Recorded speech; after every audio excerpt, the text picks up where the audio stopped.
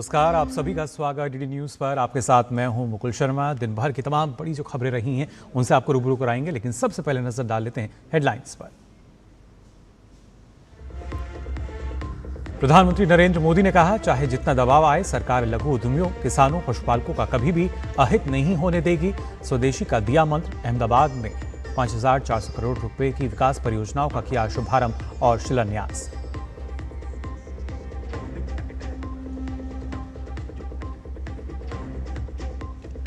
PM Modi ने कहा, Bharat Fiji के रिश्तों ने पूरे पैसिफिक क्षेत्र के साथ हमारे जुड़ाव को दी नई ताकत। दोनों देशों के बीच स्वास्थ्य सेवा, क्षमता निर्माण, गतिशीलता, मानकीकरण और व्यावसायिक सहयोग सहित कई क्षेत्रों में समझौते। 130वें संविधान संशोधन विधेयक पर केंद्रीय गृह मंत्री अमित शाह ने विपक्ष को जमकर घेरा। कहा, किसी मंत्री, मुख्यमंत्री, यहां तक कि प्रधानमंत्री को भी जेल से सरकार चलाने का अधिकार नहीं। इसे लोकतंत्र के लिए बताया अपमानजनक।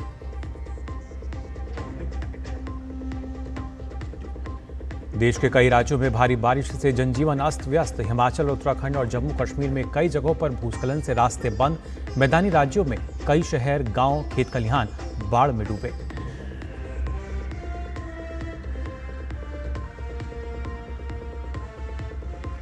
और टोक्यो ओलंपिक्स की सिल्वर मेडलिस्ट मीराबाई चानू की शानदार वापसी। कॉमनवेल्थ चैंपियनशिप में जीता गोल्ड। चानू ने कुल 193 किलोग्राम उठाकर स्नैच और क्लीन एंड जर्क में तोड़ा कॉमनवेल्थ का रिकॉर्ड।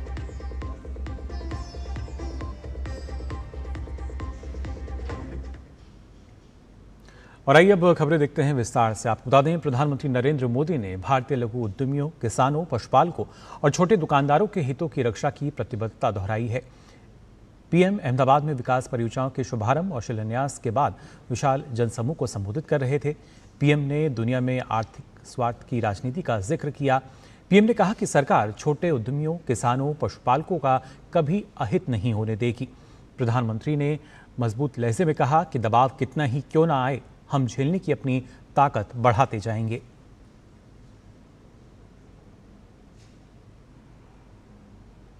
दुनिया में आर्थिक स्वार्थ वाली राजनीति सबको अपना करने में लगा है।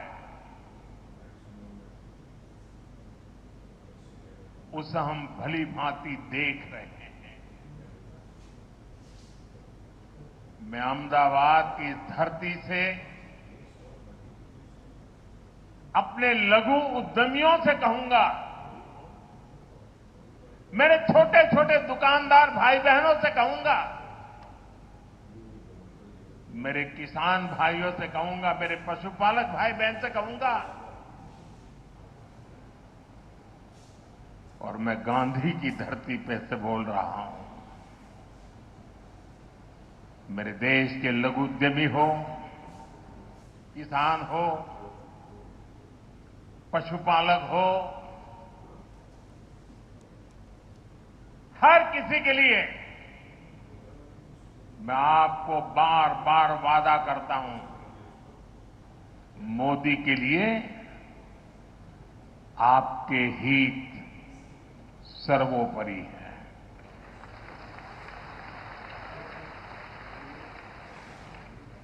मेरी सरकार लघु उद्यमियों का, किसानों का, पशुपालकों का कभी भी अहित नहीं होने देंगे। दबाव कितना ही क्यों ना आए, हम झेलने की अपनी ताकत बढ़ाते जाएंगे। प्रधानमंत्री नरेंद्र मोदी ने गुजरात यात्रा के पहले दिन बड़ी विकास परियोजनाओं का उपहार दिया। पीएम ने अहमदाबाद में 5,400 करोड़ रुपए की विकास परियोजनाओं का शुभारंभ और शिलान्यास किया। प्रधानमंत्री नरेंद्र मोदी 2 दिवसीय गुजरात दौरे पर अहमदाबाद पहुंचे तो अभिनंदन यादगार रहा। पीएम के स्वागत के लिए विशाल जनसमूह सड़कों पर उमड़ पड़ा। पूरा माहौल मोदी मोदी के नारों से गूंजता रहा।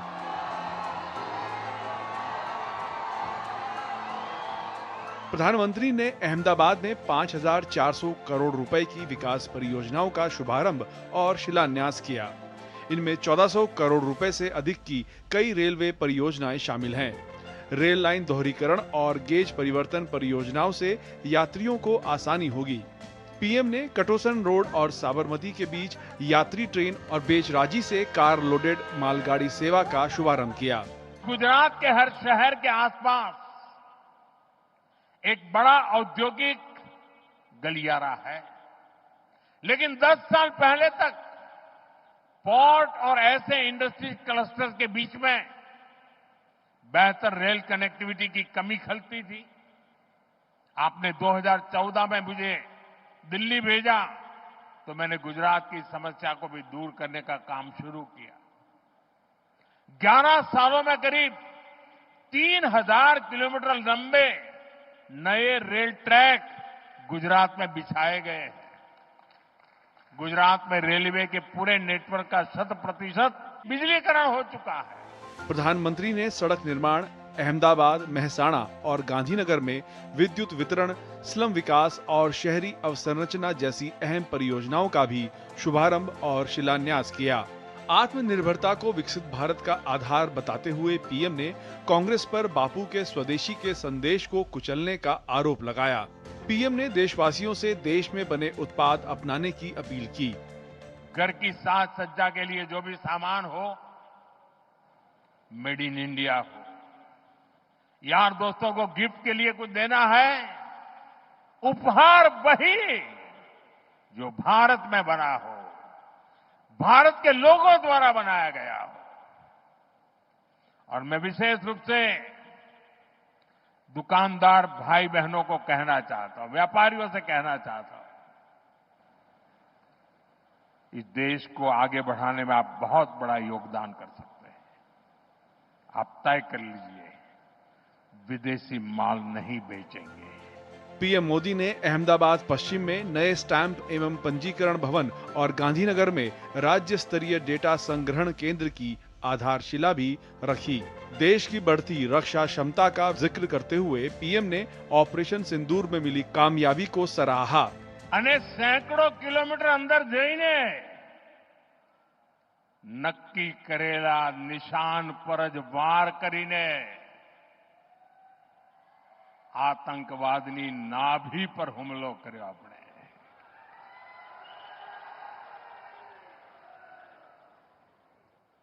ऑपरेशन सिंदूर हमारी सेना के शौर्य और सुदर्शन चक्रधारी मोहन के भारत की इच्छा शक्ति का प्रतीक बन गया है। पीएम ने विभिन्न क्षेत्रों में गुजरात सहित देश की शानदार रफ्तार को रेखांकित किया। पीएम ने कहा कि भारत आज सुदर्शन चक्रधारी मोहन और चरखाधारी मोहन के दिखाए रास्ते पर चलकर निरंतर सशक्त होता जा रहा है। Bureau report, DD news. 30 दिनों तक हिरासत में रहने वाले नेता को 31वें दिन पद छोड़ने से जुड़ा 130वां संविधान संशोधन को लेकर देश में बड़ी राजनीतिक बहस छिड़ गई है।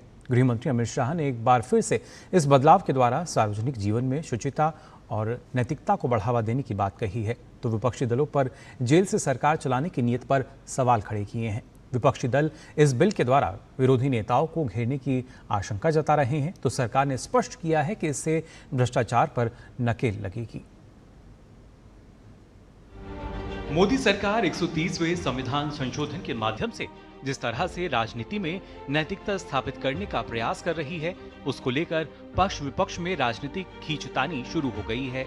बीते मॉनसून सत्र में गृह मंत्री अमित शाह ने इसे संसद में पेश किया, जहां से इसे जेपीसी में भेजने का फैसला हुआ है। एक बार फिर से अमित शाह ने सार्वजनिक जीवन में गिरती शुचिता और नैतिकता पर सवाल खड़े किए हैं और इस बिल का विरोध करने के लिए कांग्रेस समेत विपक्षी दलों पर निशाना साधा है।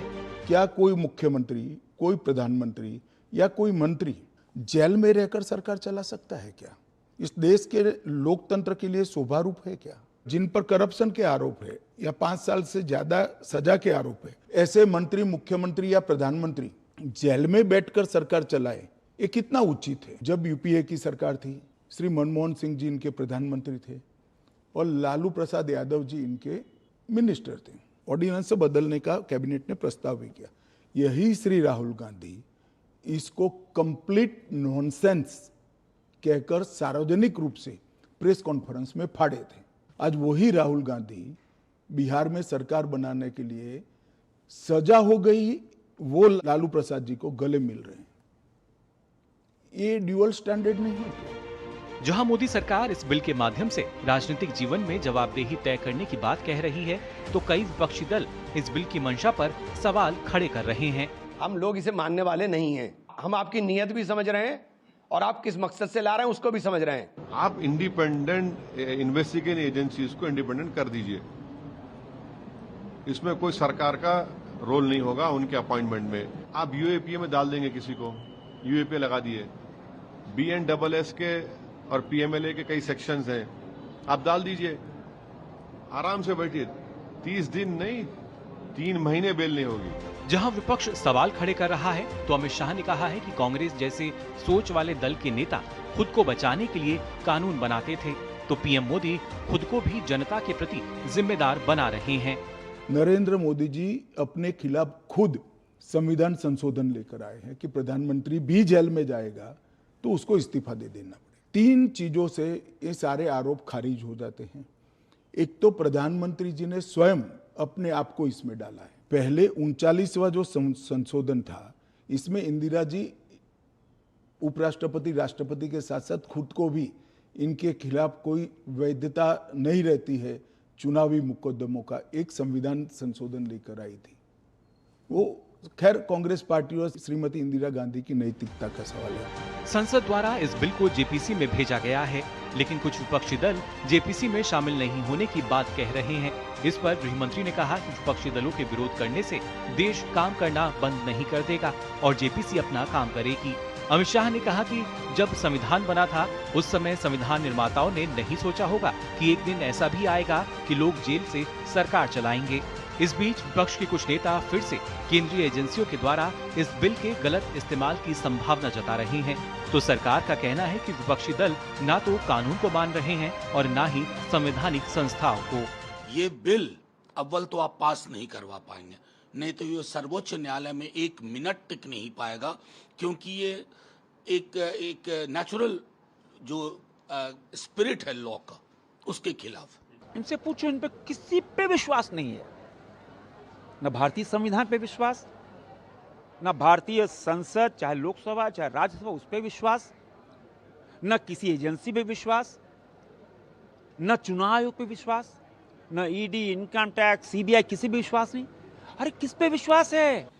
130वां संविधान संशोधन विधेयक जो पेश किया गृह मंत्री अमित शाह जी ने, ये पेश करते समय भी गृह मंत्री जी ने बताया और राज्यसभा में भी एक जॉइंट पार्लियामेंट्री कमेटी का जो प्रस्ताव वो लेकर के गए थे उसको पेश करते समय भी बताया, जिसको भी अपोजिशन ने विरोध किया।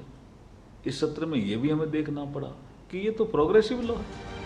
भले ही 130वां संविधान संशोधन को अभी जेपीसी और संसद का लंबा वैचारिक मंथन का सफर तय करना बाकी हो, लेकिन इस मुद्दे पर जिस तरह से सियासत हो रही है उससे ये साफ है कि इस संशोधन पर लंबी राजनीतिक बहस जारी रहने वाली है। Bureau report, DD news. और वहीं भाजपा प्रवक्ता शहजाद पूनावाला ने विपक्ष पर तंज कसते हुए वर्क फ्रॉम जेल की नई अवधारणा लाने का आरोप लगाया है। उन्होंने सवाल उठाया कि क्या किसी मुख्यमंत्री या मंत्री के लिए जेल से सरकार चलाना व्यवहारिक और नैतिक रूप से सही है। ये क्या चाहते हैं? ये हम लोग कोविड में थे तो आप सभी लोग, हम लोग सब वर्क फ्रॉम होम करते थे। ये पहली बार वर्क फ्रॉम जेल कॉन्सेप्ट चाहते हैं क्या इस देश में? वर्क फ्रॉम जेल होगा मतलब कि मुख्यमंत्री बैठेंगे अंदर, कैबिनेट की मीटिंग जेल के अंदर होगी। ये प्रैक्टिकल है क्या? मान लीजिए कि युद्ध या मान लीजिए बाढ़ की स्थिति आती है, अर्जेंट डिसीजन लेना है, कैसे लिया जाएगा? जेल के भीतर से। और आइए आगे बढ़ते हैं। आपको बता दें फिजी के प्रधानमंत्री इस समय भारत दौरे पर हैं। प्रधानमंत्री नरेंद्र मोदी ने आज फिजी के प्रधानमंत्री से दिल्ली में मुलाकात की। दोनों देशों के बीच कई क्षेत्रों में समझौते हुए तो आपसी हित के मुद्दों पर विस्तार से बात भी हुई। पीएम मोदी ने कहा कि भारत और फिजी भले ही महासागरों से बटे हुए हों, लेकिन दोनों देशों की आकांक्षाएं एक ही नाव पर सवार हैं। प्रधानमंत्री नरेंद्र मोदी ने हैदराबाद हाउस में फिजी के प्रधानमंत्री सितेवेनी लिगामामादा राबुका से मुलाकात की। दोनों नेताओं ने भारत और फिजी के बीच लंबे पुराने रिश्तों को और मजबूत करने के तरीकों पर चर्चा की, जिसमें प्रमुख रूप से लोगों के बीच संबंधों को मजबूत करने और एक लचीले और समृद्ध हिंद प्रशांत क्षेत्र के लिए साझा दृष्टिकोण को आगे बढ़ाने के विषय को शामिल किया गया। भारत और फिजी के बीच स्वास्थ्य सेवा, क्षमता निर्माण, गतिशीलता, मानकीकरण, ICET और व्यावसायिक सहयोग सहित कई क्षेत्रों में समझौता ज्ञापनों का आदान प्रदान किया गया। पीएम मोदी ने कहा कि भारत और फिजी भले ही महासागरों से बंटे हुए हों, लेकिन दोनों देशों की आकांक्षाएं एक ही नाव पर सवार हैं। हम दोनों फ्री, ओपन, इंक्लूसिव, सुरक्षित और समृद्ध इंडो पैसिफिक का समर्थन करते हैं। प्रधानमंत्री जी की ओशंस ऑफ पीस एक बहुत ही सकारात्मक सोच है। भारत के इंडो पैसिफिक ओशन इनिशिएटिव से जुड़ने के लिए हम फिजी का स्वागत करते हैं। India and Fiji may be oceans apart, but our aspirations sail in the same boat. हम ग्लोबल साउथ की विकास यात्रा में भी सहयात्री हैं। हम एक ऐसे वर्ल्ड ऑर्डर के निर्माण में भागीदार हैं जहां ग्लोबल साउथ के इंडिपेंडेंस, आइडियाज और आइडेंटिटी को सम्मान मिले। We believe that no voice should be ignored and no nation should be left behind. Bharat और फिजी ने रक्षा और सुरक्षा क्षेत्र में आपसी सहयोग को मजबूत करने का निर्णय लिया है। इसके लिए एक एक्शन प्लान तैयार किया गया है। हमने रक्षा और सुरक्षा क्षेत्र में आपसी सहयोग को मजबूत करने का निर्णय लिया है। इसके लिए एक एक्शन प्लान तैयार किया गया है। फिजी की मैरीटाइम सिक्योरिटी को सशक्त करने के लिए भारत से ट्रेनिंग और इक्विपमेंट में सहयोग दिया जाएगा। साइबर सिक्योरिटी और डेटा प्रोटेक्शन के क्षेत्रों में हम अपने अनुभव साझा करने के लिए तैयार हैं। हम एकमत है कि आतंकवाद पूरी मानवता के लिए बहुत बड़ी चुनौती है। आतंकवाद के खिलाफ हमारी लड़ाई में सहयोग और समर्थन के लिए हम प्रधानमंत्री रंबुका और फिजी सरकार का आभार व्यक्त करते हैं। प्रधानमंत्री ने बताया कि दोनों देशों ने तय किया है कि फिजी यूनिवर्सिटी में हिंदी और संस्कृत पढ़ाने के लिए भारतीय शिक्षक भेजे जाएंगे और फिजी के पंडित भारत आकर प्रशिक्षण लेंगे और गीता महोत्सव में भी भाग लेंगे। हमने तय किया है कि फिजी यूनिवर्सिटी में हिंदी और संस्कृत पढ़ाने के लिए भारतीय शिक्षक भेजा जाएगा और फिजी के पंडित भारत आकर प्रशिक्षण लेंगे और गीता महोत्सव में भी भाग लेंगे। यानी लैंग्वेज से कल्चर तक रिश्ते और अधिक गहरे होंगे। प्रधानमंत्री ने बताया कि दोनों देशों के बीच हुए समझौतों के तहत सुआ में 100 बिस्तरों का सुपर स्पेशलिटी अस्पताल बनाया जाएगा। साथ ही डायलिसिस यूनिट्स और सी एम्बुलेंसेज भेजी जाएंगी। उन्होंने कहा कि वहां जन औषधि केंद्र खोले जाएंगे, जिससे सस्ती और उत्तम गुणवत्ता वाली दवा हर घर तक पहुंचेगी। प्रधानमंत्री नरेंद्र मोदी ने अपनी 2014 की फिजी यात्रा का जिक्र किया और कहा कि ये 33 वर्षों के बाद किसी भारतीय प्रधानमंत्री की पहली यात्रा थी। उन्होंने कहा कि उस समय दोनों देशों ने Forum for India Pacific Island Cooperation यानी FIPIC की शुरुआत की थी। उस पहल ने न केवल भारत फिजी रिश्तों को बल्कि पूरे पैसिफिक क्षेत्र के साथ हमारे जुड़ाव को नई ताकत दी है। ब्यूरो इनपुट के साथ अखिलेश सुमन की रिपोर्ट, DD न्यूज। खबरों में आगे बढ़ते हैं। रक्षा मंत्री राजनाथ सिंह और केंद्रीय संस्कृति एवं पर्यटन मंत्री गजेंद्र सिंह शेखावत जोधपुर के मारवाड़ सभा भवन में वीरांगनाओं के सम्मान में आयोजित कार्यक्रम में शामिल हुए। इस अवसर पर केंद्रीय रक्षा मंत्री राजनाथ सिंह ने कहा कि पहलगाम में आतंकियों ने धर्म पूछकर मारा, हमने उनके कर्म देखकर मारा। भारत पहले वाला भारत नहीं रहा है। अब अगर कोई भारत को छेड़ेगा तो भारत छोड़ेगा नहीं। पहलगाम में आकर उन आतंकवादियों ने धर्म पूछ के हमारे लोगों को मारा, लेकिन भारत के लोगों का दिल कितना बड़ा है ये देखिए। हमारे सेना के जवानों ने यदि उनको मारा तो धर्म पूछकर नहीं मारा, उनका कर्म देखकर मारा। भारत पहले वाला भारत नहीं रहा है। भारत को यदि कोई छेड़ेगा तो अब भारत किसी को छोड़ेगा नहीं। केंद्रीय शिक्षा मंत्री धर्मेंद्र प्रधान की अध्यक्षता में आईआईटी परिषद की 56वीं बैठक आज आईआईटी दिल्ली में आयोजित हुई। शिक्षा मंत्री ने इस मौके पर कहा कि आत्मनिर्भर और समृद्ध भारत के निर्माण में भारतीय प्रौद्योगिकी संस्थानों की भूमिका बेहद अहम है। उन्होंने सभी आईआईटी से आह्वान किया कि वो अंग्रेजी के साथ साथ क्षेत्रीय भाषाओं में भी पढ़ाई पर जोर दें। शिक्षा मंत्री ने साथ ही कहा कि आईआईटी नौकरी के पीछे भागने की बजाय नौकरी देने वाले ग्रेजुएट तैयार करें। आज की जियोपॉलिटिकल सिचुएशंस में भारत की ओर सब देख रहे हैं। जो इंडियन डायस्पोरा के लोग, इंडियन ओरिजिन के लोग, ओसीआई या जो विदेशी एक्सपर्ट्स भारत में पढ़ाना चाहते हैं, उनको भी हम भारत में पहले भी लाए हैं, लेकिन इसको और इंस्टीट्यूशनल तरीके में कैसे ले आ पाएंगे उसकी भी बारे में चर्चा हुई। आईआईटीज को नया कोर्स कैसे में, दिल्ली आईआईटी ने इन दिनों में अपना पूरा कोर्स करिकुलम को बदला है, अनेक आईआईटी ने उस दिशा में काम कर रहे हैं। स्कूल एजुकेशन से लेके रिसर्च तक देश की नेशनल प्रायोरिटी के हिसाब से कैसे हम एजुकेशन इकोसिस्टम बनाएं। एक एजुकेशन फैमिली के नाते, शिक्षा परिवार के नाते, शैक्षिक परिवार के नाते हम लोग काम करेंगे। जो कॉन्टेम्परेरी इशू भी कैंपस आज सामना कर रहा है उसके बारे में भी चर्चा हुई। अंतर्राष्ट्रीय अंतरिक्ष स्टेशन पर जाने वाले पहले भारतीय अंतरिक्ष यात्री शुभांशु शुक्ला आज अपने घर लखनऊ पहुंचे तो उनका जोरदार तरीके से स्वागत किया गया। शुभांशु शुक्ला ने उत्तर प्रदेश के मुख्यमंत्री सीएम योगी आदित्यनाथ से भी मुलाकात की तो अपने स्कूल भी वो पहुंचे। स्कूल में भी उनका भव्य स्वागत हुआ। शुभांशु ने कहा कि भारत अंतरिक्ष के क्षेत्र में बहुत तेजी से छलांग लगाने को तैयार है और 2040 तक चंद्रमा पर भी कोई भारतीय कदम रखेगा। अंतरिक्ष से लौटने के बाद पहली बार गृहनगर लखनऊ पहुंचे शुभांशु शुक्ला का भव्य स्वागत हुआ। एयरपोर्ट से लेकर सीएमएस गोमती नगर विस्तार कैंपस G20 चौराहा तक लोग उनकी एक झलक पाने के लिए घंटों इंतजार करते रहे।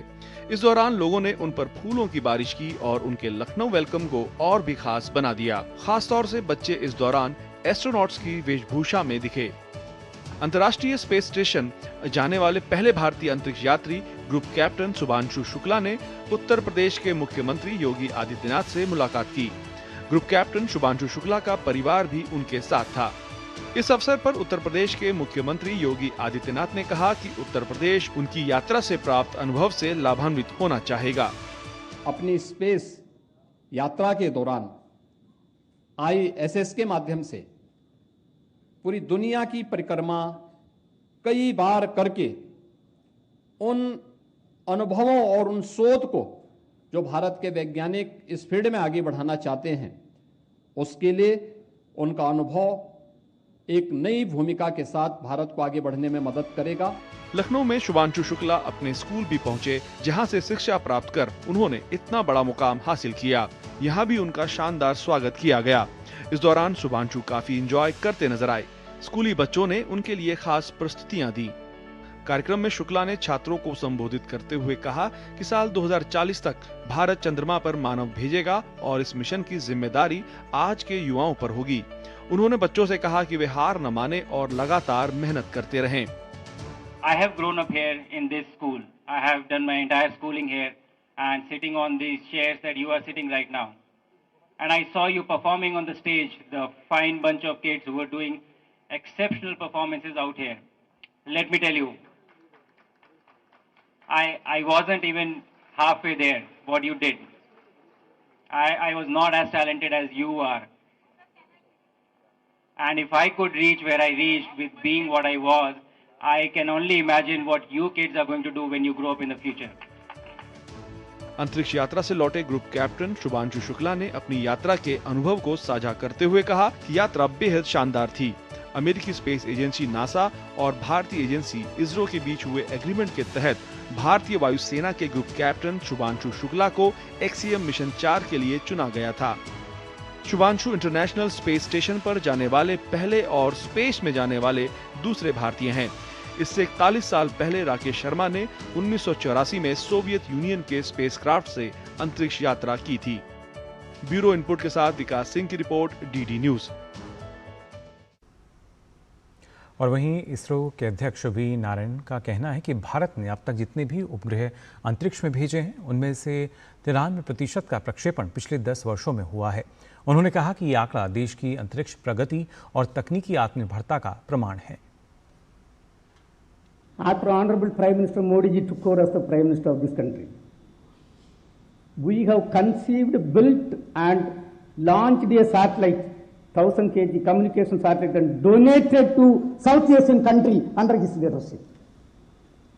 Till today, 433 satellites of 34 foreign countries and 132 satellites of India is launched. Out of that, 93% satellites were launched during last 10 years. And that is a significant growth of India. नई दिल्ली के प्रगति मैदान स्थित भारत मंडपम में गायत्री चेतना केंद्र नोएडा के स्थापना दिवस समारोह का भव्य आयोजन हुआ। ये समारोह राष्ट्र जागरण की दिशा में एक महत्वपूर्ण कदम था। इस वर्ष के आयोजन का मुख्य विषय राष्ट्र के जागरण का समय आ गया है इस थीम पर था। कार्यक्रम में नशामुक्त भारत, आदर्श ग्राम और सशक्त राष्ट्र के संकल्प लिए गए। इस अवसर पर केंद्रीय मंत्री शिवराज सिंह चौहान, गजेंद्र सिंह शेखावत और दुर्गादास उर्के सहित कई गणमान्य व्यक्ति उपस्थित रहे। साथ ही इस दौरान केंद्रीय मंत्री शिवराज सिंह चौहान ने राष्ट्र निर्माण में संस्कृति, शिक्षा और आध्यात्मिक मूल्यों की महत्ता पर प्रकाश डाला। 100 साल होने वाले इस समय जो हम साक्षी हैं, अखंड दीप प्रज्वलित होने के 100 वर्ष, और उसी दीप की लौ में हम देखते हैं कि परम पूज्य गुरुदेव हमारा मार्गदर्शन लगातार कर रहे हैं। वंदनीय माता जी का आशीर्वाद मिल रहा है। कार्यक्रम के समापन पर सक्रिय कार्यकर्ताओं को सम्मानित भी किया गया।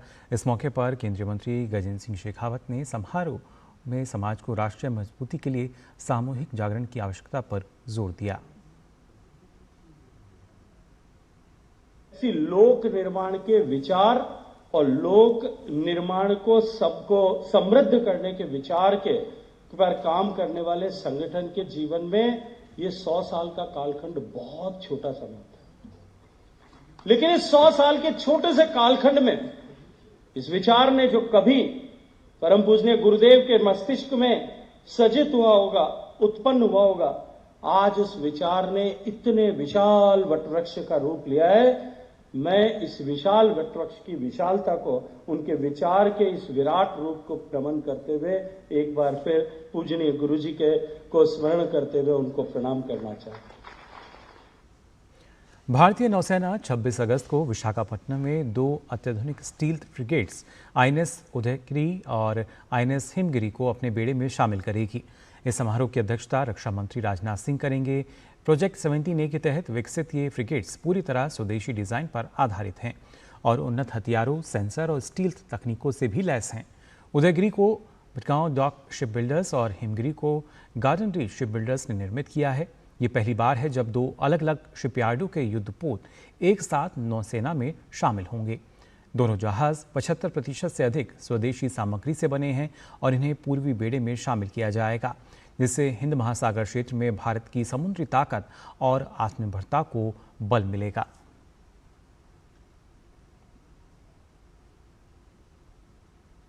और बात मौसम की भी। गुजरते मानसूनी मौसम में हो रही भारी बारिश से इन दिनों देश के तमाम राज्य हलकान हैं। पहाड़ों पर हो रही भारी बारिश से संपर्क कट गया है तो राहत और बचाव कार्य में भी मुश्किलें पैदा हो रही हैं। दूसरी तरफ मैदानी राज्यों में नदियों में आई बाढ़ ने लोगों की मुश्किलें बढ़ा दी हैं। कई जिले बाढ़ में डूबे हुए हैं तो फसलों को भी भारी नुकसान हुआ है। मौसम विभाग ने अगले कुछ दिनों तक कई राज्यों में बारिश का अलर्ट जारी किया है।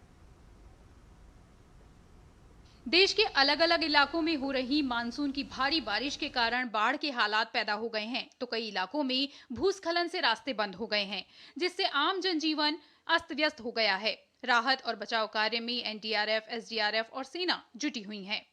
राष्ट्रीय राजधानी दिल्ली सहित पूरे एनसीआर क्षेत्र में झमाझम बारिश हो रही है, जिससे पूरे इलाके का मौसम खुशनुमा हो गया है। उधर हिमाचल प्रदेश में पिछले कुछ दिनों से हो रही भारी बारिश, बादल फटने और लैंडस्लाइड की वजह से जनजीवन अस्त व्यस्त हो गया है। वहीं कई जगह पर सड़कें भी अवरुद्ध हैं। मौसम विभाग ने हिमाचल प्रदेश में भारी बारिश को लेकर ऑरेंज अलर्ट जारी किया है। मौसम विभाग ने हिमाचल के 12 में से 10 जिलों में भारी बारिश की चेतावनी दी है। वहीं लाहौल घाटी में लगातार 24 घंटे से हो रही बारिश के चलते तापमान में गिरावट दर्ज की गई है। चिंकुला दर्रे में हुए ताजा हिमपात के कारण फिलहाल दारचा चिंकुला पदुम सड़क को वाहनों की आवाजाही के लिए बंद कर दिया गया है। लगातार हो रही भारी बारिश के कारण कांगड़ा जिले में व्यास नदी पूरे उफान पर है। यहां के पंजाब से सटे नूरपुर, इंदौरा तहसीलों में बाढ़ जैसे हालात हैं। इस बीच शिमला शहर में तेज बारिश हुई। यहां घना कोहरा छाया हुआ है। उत्तराखंड के उत्तरकाशी में देर रात को हुई बारिश से हर्षिल की तेलगाड़ में सैलाब आ गया। मलबे से फिर से झील भर गई। इस बीच गंगोत्री नेशनल हाईवे धरासू नालूपाणी में भारी भूस्खलन होने से आवाजाही बंद है। बीआरओ द्वारा हाईवे को खोलने का प्रयास किया जा रहा है। इधर देहरादून शहर के कई हिस्सों में भी तेज बारिश जारी है। राजस्थान के कोटा और बूंदी जिलों में लगातार हो रही बारिश और बाढ़ के बढ़ते पानी के बीच भारतीय सेना की सप्तशक्ति कमान ने त्वरित प्रतिक्रिया और अटूट प्रतिबद्धता के साथ व्यापक बाढ़ राहत अभियान शुरू किया है। ऑपरेशनल रेडीनेस और मानवीय संवेदनाओं का परिचय देते हुए राहत दल तुरंत प्रभावित क्षेत्रों तक पहुंचे और बचाव, निकासी और राहत कार्य आरंभ किए ताकि निचले इलाकों में फंसे नागरिकों की सुरक्षा और सलामती सुनिश्चित की जा सके। इस बीच सवाई माधोपुर में भारी बारिश के कारण जमीन का एक बड़ा हिस्सा धंस गया और ये जलप्रपात जैसा नजारा दिखा। जम्मू कश्मीर के उधमपुर में रविवार को जम्मू श्रीनगर हाईवे पर भारी बारिश के कारण लैंडस्लाइड हुआ। लैंडस्लाइड इतना भयंकर था कि सड़क पर बड़े बड़े पत्थरों के कारण रास्ता ही पूरी तरह अवरुद्ध हो गया। जम्मू के भद्रवाह और आसपास के क्षेत्रों में लगातार हो रही बारिश के कारण इलाके में काफी जलभराव हो गया है। नदियां उफान पर हैं। भारी बारिश को लेकर प्रशासन ने एक एडवाइजरी जारी की है जिसमें लोगों से अपील की गई है कि वो जलाशयों, नालों और नदी किनारों से दूर रहें। बिहार के पटना में लगातार हो रही बारिश परेशानी का सबब बन गई है। शहर में कई जगहों पर जल जमाव की स्थिति बन गई है जिससे जनजीवन अस्त व्यस्त हो गया है। दरियापुर, सब्जी बाग जैसे इलाकों में लोगों को जल जमाव से काफी परेशानी झेलनी पड़ रही है। पंजाब के पठानकोट में रावी नदी का जलस्तर काफी बढ़ गया है। गुरदासपुर में 7 गांवों का संपर्क देश के बाकी हिस्सों से टूट चुका है। फाजिलका में कांवा वाली पत्तन से लगते गांव से बच्चों, महिलाओं और बुजुर्गों को सुरक्षित स्थानों पर भेजने के निर्देश दिए गए हैं। वहीं संगरूर में नेशनल हाईवे धंसने के कारण रूट डाइवर्ट कर दिया गया है। इस बीच भारत ने पड़ोसी पाकिस्तान को संभावित बाढ़ की चेतावनी दी है। ये चेतावनी भारत ने मानवीय आधार पर साझा की है, न कि सिंधु जल संधि के तहत। रविवार को इस्लामाबाद स्थित भारतीय उच्चायोग के जरिए ये सूचना पाकिस्तान को भेजी गई। Bureau report, DD news.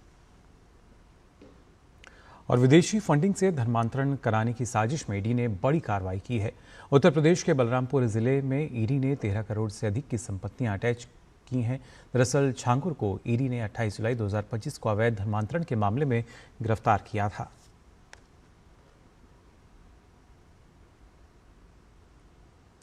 वहीं असम सरकार ने राज्य के विभिन्न हिस्सों में सरकारी जमीनों, वन भूमि और वीजीआर और पीजीआर जमीनों पर कब्जा करने वाले अवैध निवासियों को बेदखल करने के लिए बेदखली अभियान चलाया है। असम के मुख्यमंत्री हिमंता बिस्वा शर्मा ने सोमवार को कहा कि राज्य पुलिस ने 36 बांग्लादेशी घुसपैठियों को उनके देश वापस भेजा है। सीएम शर्मा ने अपने आधिकारिक एक्स हैंडल पर एक पोस्ट साझा करते हुए इस घटनाक्रम की जानकारी दी। उन्होंने लिखा कि 36 अवैध बांग्लादेशी घुसपैठियों को श्रीभूमि और दक्षिण सलमारा से बांग्लादेश वापस खदेड़ दिया गया है। ये अवैध घुसपैठिए हमारी जनसांख्यिकी को बदल रहे हैं और मूल निवासियों के अधिकारों का उल्लंघन कर रहे हैं और उन्हें उनके मूल स्थान पर वापस खदेड़ दिया जाएगा। मुख्यमंत्री शर्मा ने बताया कि इलाके में हजारों बीघा जमीन पर अवैध कब्जा है। कुछ परिवारों ने 300 से 400 बीघा जमीन पर अतिक्रमण कर लिया है और उसका इस्तेमाल विभिन्न आर्थिक गतिविधियों के लिए कर रहे हैं। अब सरकार इस पर उचित कार्रवाई करेगी। वहीं इस अभियान से अब तक असम सरकार 1.29 लाख बीघा से ज्यादा अतिक्रमित जमीन को मुक्त करा चुकी है।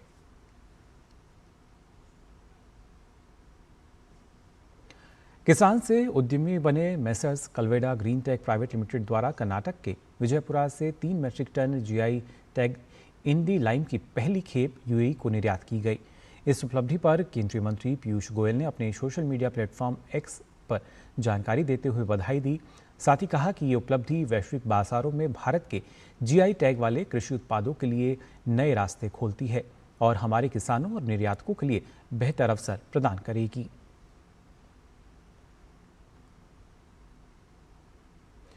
प्रधानमंत्री नरेंद्र मोदी की डिग्री से जुड़े विवाद पर आज दिल्ली हाईकोर्ट ने एक अहम फैसला सुनाया। अदालत ने केंद्रीय सूचना आयोग यानी सीआईसी के उस 7 साल पुराने आदेश को रद्द कर दिया जिसमें दिल्ली यूनिवर्सिटी को पीएम मोदी की 1978 की बीए डिग्री से जुड़ी जानकारी सार्वजनिक करने को कहा गया था।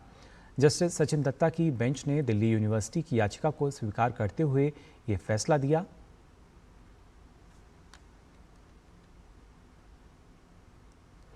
और आइए बात करते हैं बदलते हुए बिहार की भी। पलायन की वजह से टूटता बिखरता परिवार कभी बिहार की नियति बन चुका था। अर्थव्यवस्था को गति देने का सरकार का प्रयास अब जमीन पर नजर आ रहा है। गुरुग्राम में काम करने वाले राजकुमार, छपरा के रजनीश कुमार झा और मधुबनी के रंजीत कुमार यादव को अब बिहार में अपने घर के पास ही काम मिला है। काम मिलने की खुशी घर के पास ही मिलने से दोगुनी हो गई है।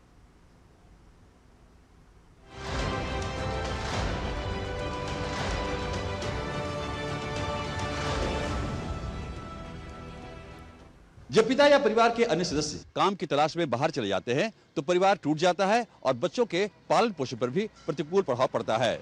बिहार में विगत 20 वर्षों से एनडीए की सरकार ने इस समस्या से उबरने के लिए लगातार काम किया है। आज बिहार में उद्योगों का जाल है और इस इंडस्ट्री में बिहार के लोग बाहर के राज्यों से आकर अपने ही घर में रोजगार प्राप्त कर रहे हैं। बात बदलते बिहार की में देखिए बदलते बिहार की कहानी, बिहारी कामगारों की जुबानी। आज बिहार विकास की नई गाथा लिख रहा है। अब यहाँ हुनर को पहचान मिल रही है, युवाओं को अवसर और परिवार को सहारा। राजकुमार जो गुरुग्राम में काम करते हुए परेशान रहते थे, अब अपने ही प्रदेश में रोजगार पाकर खुश हैं। पहले मैं गुरुग्राम में काम कर रहा था, वहाँ बहुत कठिनाई हो रही थी। वहाँ के बाद जो है सो हम लोग यहाँ आ गए। बिहार में बहुत अच्छी लग रही है। घर में जो है सो है, घर से परिवार से मिलते हैं, गांव समाज हर आदमी से मिलते हैं, हर चीज़ का यहाँ जैसे होता है। दिल्ली में काम करने वाले छपरा के रजनीश कुमार झा को जब बिहार में ही काम मिला तो उनकी जिंदगी की दिशा ही बदल गई। हम दिल्ली कापासेरा बॉर्डर पर रहते थे, वहाँ रहने में बहुत परेशानी होती थी। पानी उनी का भी, कमरे का, आने जाने का टिकट नहीं मिल पाता था। अभी मुजफ्फरपुर में कंपनी आने से हम लोगों को बहुत सुविधा मिल गया। घर से आते हैं जाते हैं, कोई दिक्कत नहीं है। मधुबनी के रंजीत कुमार यादव कहते हैं कि घर के पास ही रोजगार मिलने से जिंदगी पहले से कहीं आसान हो गई है। सर हम पहले लुधियाना में काम करते थे, यानी कि जाने आने में हमको बहुत दिक्कत परेशानी हुआ करता था। यहाँ पर यानी कि बहुत खुशी महसूस हो रहा है। यहाँ पर अपना बिहार में कंपनी बना है और यहाँ पर काम करे, जब मर्जी तब घर पहुँच जाते हैं, पावन त्योहार में घर पहुँच जाते हैं। बदलता बिहार अपने लोगों को घर पर ही दे रहा है रोजगार और नया विश्वास। रिवर्स माइग्रेशन का मुद्दा बिहार ही नहीं बल्कि ये राष्ट्रीय स्तर पर बहस का मुद्दा बन चुका है। बात बदलते बिहार की में लगातार हम आपको दिखा रहे हैं कि कैसे बिहार में माइग्रेशन रिवर्स माइग्रेशन में तब्दील हो चुका है। कल फिर हम दिखाएंगे आपको बिहार में सफल रिवर्स माइग्रेशन की कहानी। आप देखते रहिए डीडी न्यूज।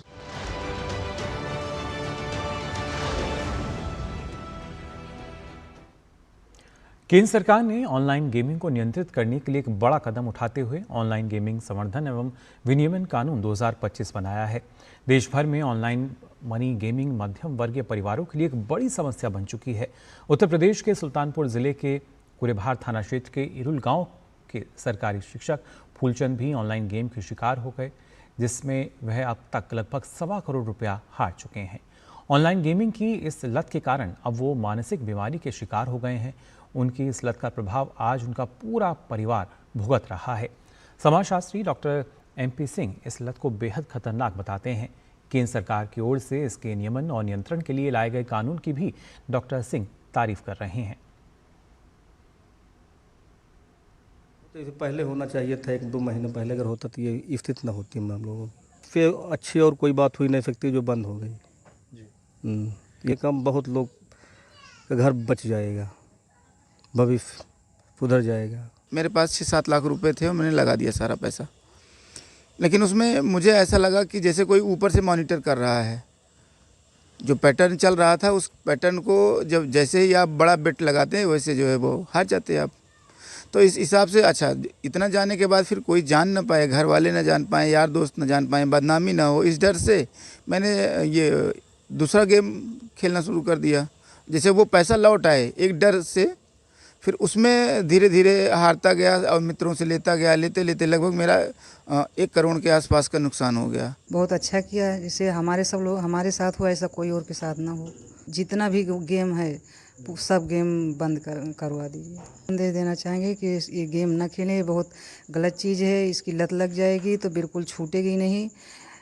ये कि कुछ भी हो सकता है, घर खेती बाड़ी हर एक चीज़ सब कुछ जा सकता है, और जो खेलता है उसके दिमाग में ये नहीं आता कि मेरे साथ क्या हो रहा है, बस पैसा मिल जाए, मुझे खेलना है तो खेलना है। लत में जो भी पड़ा एक ऐसा जैसे कोई हिप्नोटाइज कर लेता हो उस नई पीढ़ी के नौजवान को कि उसी में बहने लगता है। फिर उसके लिए पूरी दुनिया कोई नहीं, माँ बाप नहीं, परिवार नहीं, केवल वही खेल है।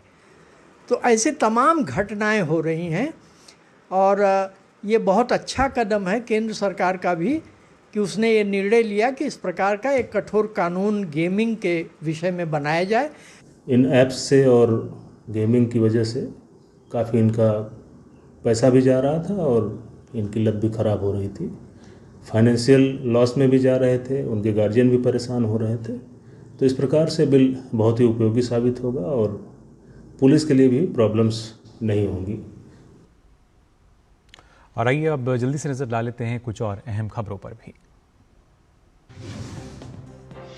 केंद्रीय गृह एवं सहकारिता मंत्री अमित शाह ने राजधानी दिल्ली में वाइब्रेंट विलेजेस प्रोग्राम पर 2 दिवसीय कार्यशाला में हिस्सा लिया। ये कार्यक्रम सीमावर्ती गांवों के समग्र विकास के लिए शुरू किया गया है। इसके तहत 662 सीमावर्ती गांवों का विकास किया जाएगा, जो अरुणाचल प्रदेश, हिमाचल प्रदेश, सिक्किम, उत्तराखंड और लद्दाख में है।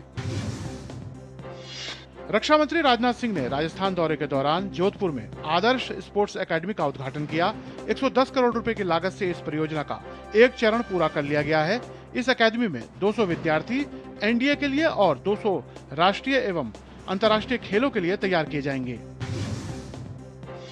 सुप्रीम कोर्ट ने दिव्यांगों का मजाक बनाने वाले स्टैंड अप कॉमेडियन समय रैना, विपुल गोयल, बलराज घई, सोनाली ठक्कर और निशांत तंवर को अपने यूट्यूब चैनल पर माफी मांगने को कहा है। सुप्रीम कोर्ट ने सरकार से सोशल मीडिया गाइडलाइंस तैयार करने के लिए भी कहा है, ताकि सोशल मीडिया इन्फ्लुएंसर की जवाबदेही भी सुनिश्चित की जा सके।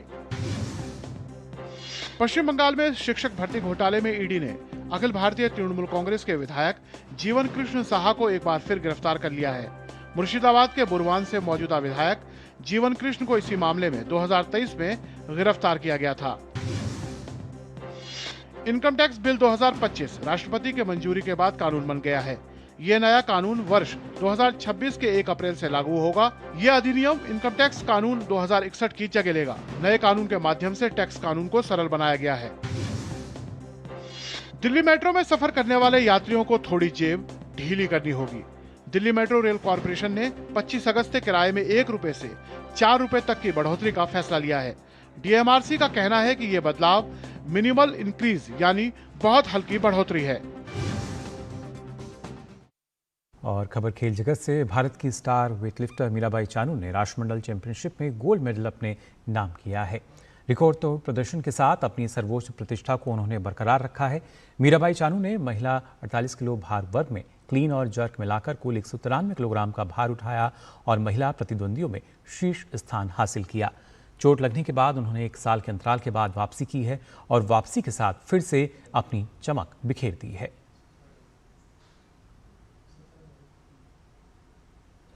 एशिया कप हॉकी टूर्नामेंट के आयोजन में अब बस कुछ ही दिन का समय बचा है।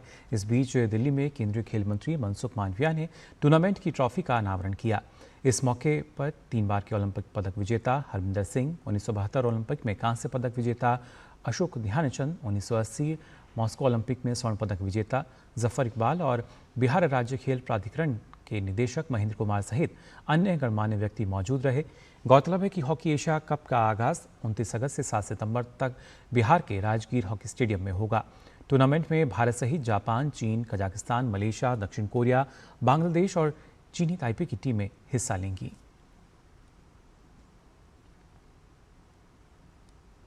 और खबर अंतर्राष्ट्रीय जगत से भी आपको बता दें, बांग्लादेश में पूर्व प्रधानमंत्री शेख हसीना के तख्तापलट के बाद जब से अंतरिम सरकार आई है, पाकिस्तान के साथ नजदीकी बढ़ाने की पूरी कोशिश चल रही है।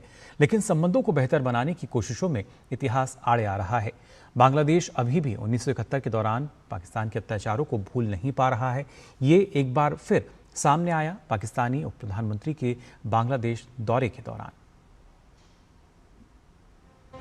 बांग्लादेश के साथ जन्मजात दुश्मनी को खत्म करने की कोशिश में ढाका पहुंचे पाकिस्तान के उप प्रधानमंत्री इसाक डार अपनी कूटनीति में किस हद तक सफल हो पाए, इसका अंदाजा इस बात से लगाया जा सकता है कि उन्होंने रिश्तों के तार जोड़ने के लिए बार बार धर्म का राग छेड़ने की कोशिश की। भले ही दोनों देश कई मुद्दों पर सहमति बनाने का ऐलान करते नजर आए, लेकिन शत्रुता के मूल मुद्दे पर बात जस की तस बनी रही। तो इसाक डार ने इस्लाम के बताए गए रास्ते के अनुसार दिल साफ करके आगे बढ़ने का संदेश दिया। लेकिन बांग्लादेश संबंधों की बदलती डोर के बीच अनसुलझे मुद्दों पर कतई पीछे हटने के लिए तैयार नहीं। विदेश मंत्रालय के सलाहकार तौहीद हुसैन ने इसाक डार के सामने वित्त मामलों के साथ 1971 नरसंहार को लेकर माफी का मुद्दा उठाया।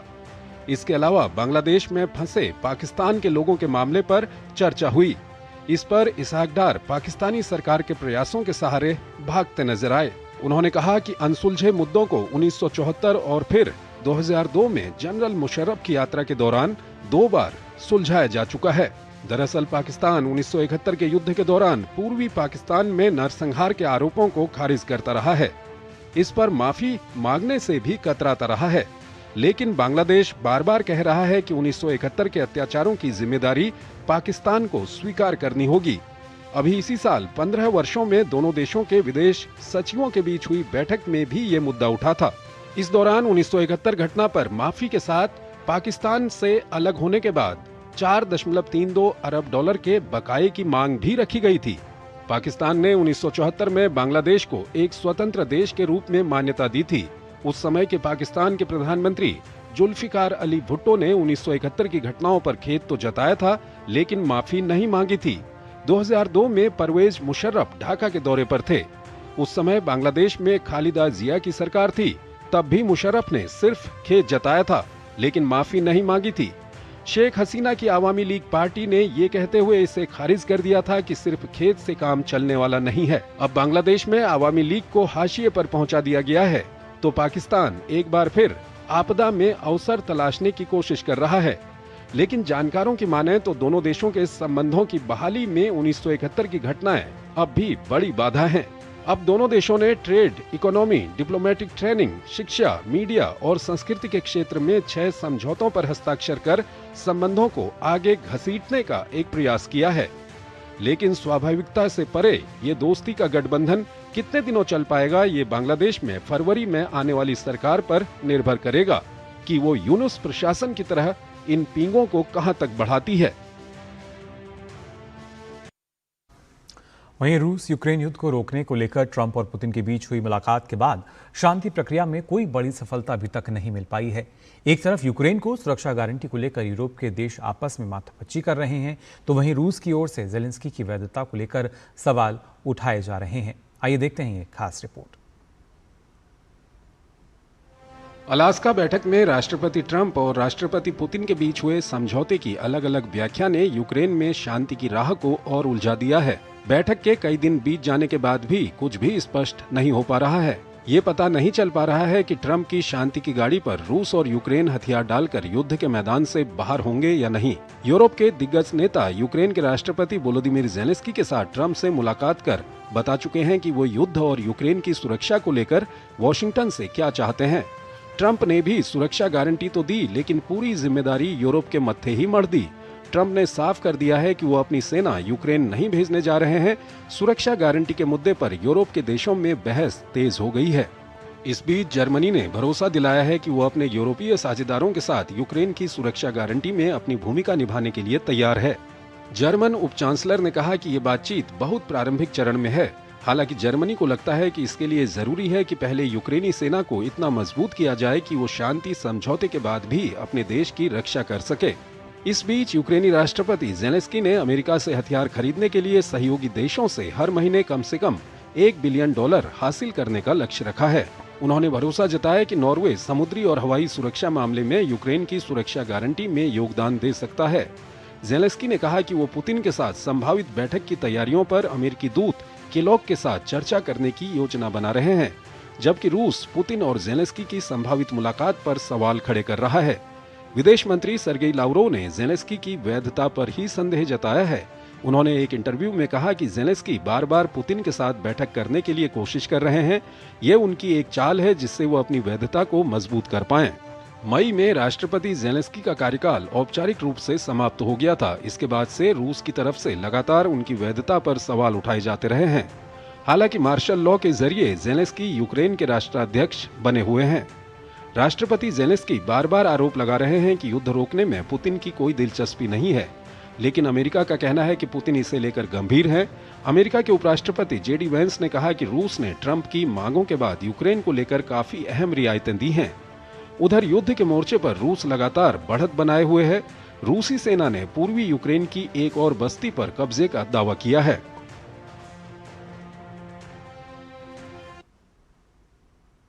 और आइए अब कुछ और अंतर्राष्ट्रीय खबरों पर भी नजर डाल लेते हैं। इजराइल ने पूरे गाजा शहर पर कब्जा करने और बड़ी आबादी को दक्षिण की ओर विस्थापित करने की अपनी योजना के तहत गाजा शहर के पास के जैतून और सबरा इलाकों में हमले तेज कर दिए हैं। गाजा के नासेर अस्पताल में भी हमले की खबर है। वहीं इजराइल ने हौथी की ओर से दागी मिसाइलों के जवाब में रविवार को यमन की राजधानी सना पर हमला किया।